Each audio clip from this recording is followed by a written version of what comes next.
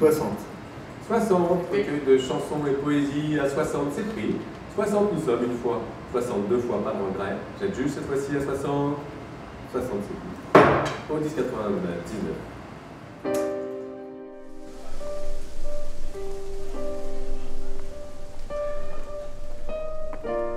Je m'appelle Gwenaël Levallière, j'ai 52 ans et je suis professeur de lettres. Mais parmi les passions qui sont les miennes, il y a la généalogie. Alors, depuis très longtemps, je m'intéresse à la généalogie parce que du côté de ma mère, cette généalogie avait été faite en grande partie, mais pas du tout du côté de mon père. Parce que mon père descend de journaliers qui n'avaient rien laissé voilà, qui n'étaient pas des gens prestigieux du tout. Je suis parti à la recherche de mes ancêtres, aussi parce que j'avais pas d'enfant. Comme je n'arrivais pas à descendre, j'ai voulu remonter. C'est un peu le complexe du saumon au départ. J'ai découvert ainsi que les ancêtres de mon père avaient été les esclaves, enfin les serfs de ceux de ma mère. Et j'ai trouvé ça absolument extraordinaire. Donc voilà, c'est ce qui m'a lancé au départ dans la généalogie.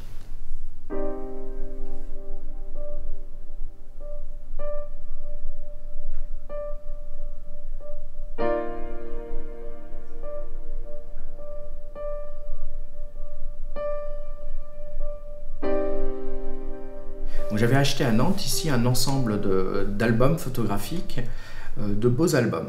J'en avais une quinzaine, dont un qui était, que je trouvais vraiment intéressant, parce qu'il comportait beaucoup plus de photos que les autres. Et la personne qui avait fait cet album avait fait en sorte de se prendre elle-même très régulièrement en photographie, en précisant à chaque fois l'année. Dans un premier temps, j'ai voulu savoir qui était cette femme-là. Donc j'avais réussi à trouver beaucoup de renseignements sur cette personne. Elle était très bien référencée dans mon site généalogique. Et donc j'avais réussi à comprendre exactement comment était constituée la famille de cette femme-là. J'ai regardé si jamais quelqu'un descendait de cette personne-là. C'était la grand-mère d'un vieux monsieur, et donc je lui envoie un mail en lui disant que je détiens l'album photographique de sa grand-mère. Il attendait cet album comme une façon de voyager dans son passé, dans le passé de sa grand-mère. Donc je lui avais dit, bah, écoutez, le jour où je monte une association, voilà, j'aimerais que vous en fassiez partie, pour que d'autres personnes puissent avoir le bonheur que vous avez eu.